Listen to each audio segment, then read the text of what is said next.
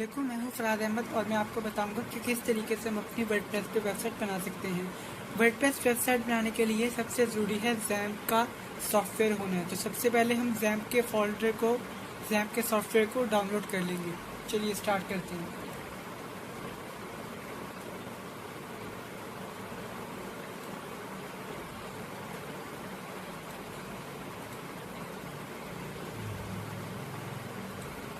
Second काम हमने third काम क्या करना है, write on here search bar Apache friends.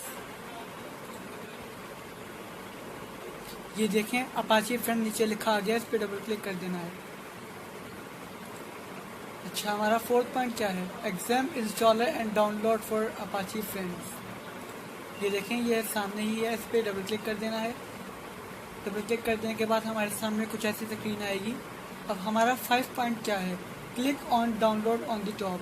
जहाँ डाउनलोड लिखा हुआ है हमने वहाँ टॉप पर क्लिक कर देना है। सेकंड 6,